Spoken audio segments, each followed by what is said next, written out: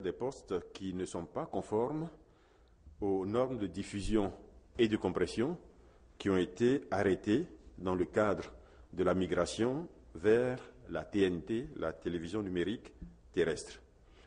Il est important donc d'éviter de surprendre nos populations à la date de l'échéance. Et c'est pour cela que ces mesures-là sont prises dès à présent pour interdire l'importation d'équipements de télévision qui ne sont pas compatibles avec les normes de diffusion et les normes de compression en Côte d'Ivoire.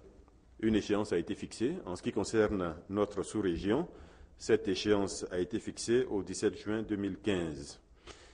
17 juin 2015, donc, notre diffusion va passer de l'analogique au numérique, ce qui va permettre un grand nombre d'avantages, notamment avoir plus de chaînes, avoir plus de qualité.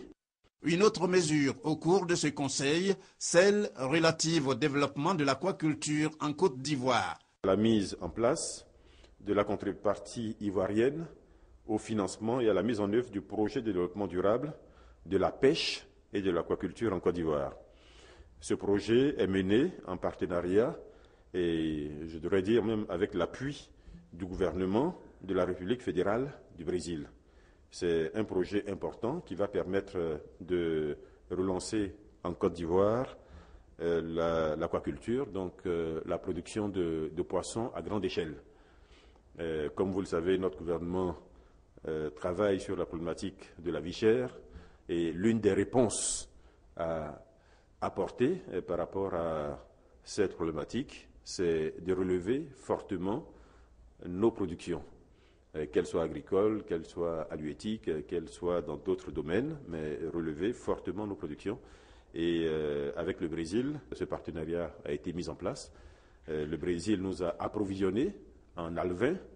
Ces alevins vont être, dans un premier temps, mis en quarantaine, élevés jusqu'à un certain stade, puis vont permettre d'ensemencer, en quelque sorte, une dizaine de fermes pilotes qui, à ce stade, sont déjà sélectionnées. Du passage au numérique, le basculement total va se faire en juin 2015. Par conséquent, pour une adaptation adéquate à cette nouvelle donne, des changements notables s'imposent. C'est tout le sens de la mesure prise en Conseil des ministres ce jeudi 16 octobre 2014. Mesure portant interdiction de l'importation et de la commercialisation des postes téléviseurs analogiques. Par ailleurs, appelé à réagir à l'invitation du président du FPI demandant à son parti de reprendre sa place à la CEI, le porte-parole du gouvernement a indiqué que l'État, qui a toujours travaillé dans ce sens, ne peut que s'en féliciter. Le prochain Conseil des ministres aura lieu le mercredi 22 octobre 2014 au Palais présidentiel.